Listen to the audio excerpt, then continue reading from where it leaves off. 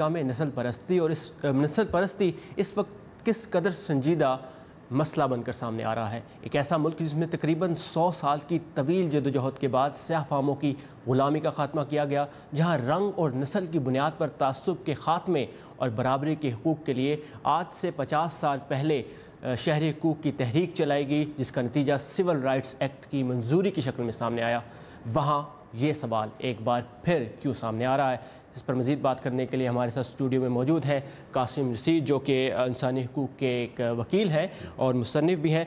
قاسم، پہلا سوال تو میں آپ سے یہی کرنا چاہوں گا کہ اس وقت امریکہ میں جو نسل پرستی کے مسئلے پر بحث ہے اور یہ دونوں طرف سے جو بیانات ہیں اور دونوں طرف سے جو مظاہرے دیکھنے میں آ رہے ہیں، اس کی وجہ کیا ہے؟ اس کی کئی وجوہات ہیں۔ سب سے پہلی وجہ یہ ہے کہ جو امریکہ کی ہسٹری ریسزم کی ہے، آج کے لوگ ابھی تک نہیں مانتے۔ آج کے لوگ ابھی تک سمجھتے ہیں کہ جو کچھ پرانے زمانے میں ہوا تھا وہ بات ختم ہو گیا اور اب ایک نیا زمانہ آ گیا۔ وہ یہ نہیں دیکھتے کہ جو کچھ ہوا تھا 100-200 سال پہلے، اس کا نقصان ابھی تک ہو رہا ہے۔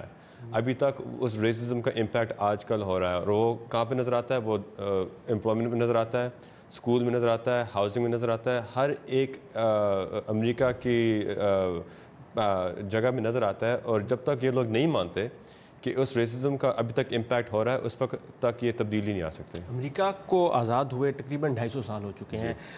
ایک طویل جدوجہد کے بعد بہت سے قوانین آئے، بہت سے ایکٹس شامل کیے گئے، آئین کے اندر ترمیم کی گئی اس سلسلے میں۔ تو امریکہ کیا سول رائٹس کی موومنٹ سے آگے نہیں بڑھ سکا ابھی تک؟ نہیں، اور وجہ یہ ہے کہ دیکھیں، آئین میں لکھنا ایک بات ہے، لیکن اس پہ قائم کرنا، اس پہ ایکٹ کرنا پریکٹیکلی بالکل اور بات ہے۔ جب جن لوگوں نے آئین لکھا ہے امریکہ کا، وہ لوگ خود سلیو ماسٹرز تھے، ان کے اپنے سلیوز تھے۔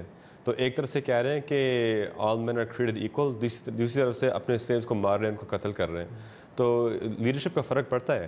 تو جب یہ لوگ ایک طرف سے ایک ہپاکریسی دکھا رہے ہیں، تو پھر لوگوں نے اس کے مطابق ہی چلنا ہے۔ لیکن پھر دیکھیں، اس 50 سال کے بعد سول رائٹس کے ایک افریقن امریکن پریزیڈنٹ بھی بنتا ہے، اور اسی ملک کے اندر جن کو 50 سال پہلے حقوق برابر کے نہیں تھے، وہ پریزیڈنسی تک پہنچ جاتا ہے۔ تو کیا آپ کے خیال میں امریکہ کتنا آگے آیا ہے اس کے بعد، ان تمام کوششوں کے بعد؟ ٹھیک ہے، کئی جگہوں میں امریکہ آگے آیا ہوا ہے، لیکن ایک بندہ کا مثال دینا کا مطلب یہ نہیں کہ سارے لوگوں کو ایکوالٹی مل گئی ہے۔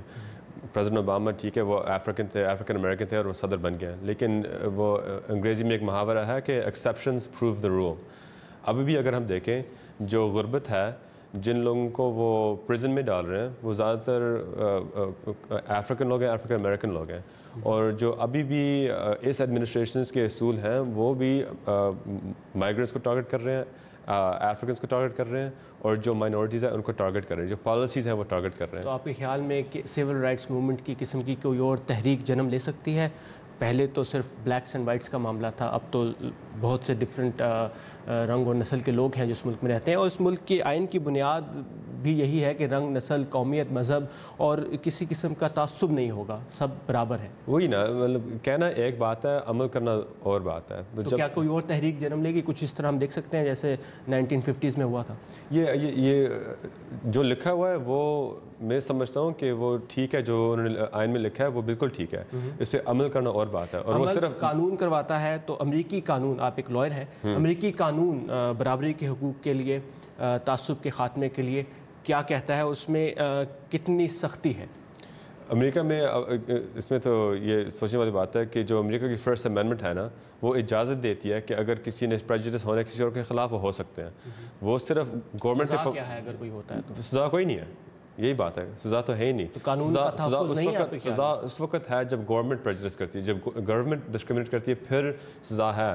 لیکن اگر میں آپ سے خلاف کوئی بات کروں آپ کے مذہب کے بارے میں یا آپ کے اسکن کلر کے بارے میں، اس میں کوئی سزا نہیں ہے۔ اسی وجہ سے یہ وائٹ سپریمیسسٹ دہشت گردوں کو اجازت ملی تھی کہ وہ واشنگٹن ڈی سی آ کے اپنا جو ریسزم ہے وہ دکھائے، کھلی چھٹی ان کی ہے دکھانے کے لیے، کیونکہ یہ فرسٹ امینڈمنٹ کی حل کیا ہے اس چیز کا؟ حل یہ ہے کہ ہم آپس میں رابطہ کریں، ہم عدل استعمال کریں، ہم عدل اختیار کریں، ہم انصاف سے کام کریں۔ جب تک ہم خود سٹیزنز اس طور پر کام نہ کریں، اس وقت تک یہ مسئلہ حل نہیں ہو سکتا۔ Qasim Rashid, thank you so much for your time and insight. Thank you.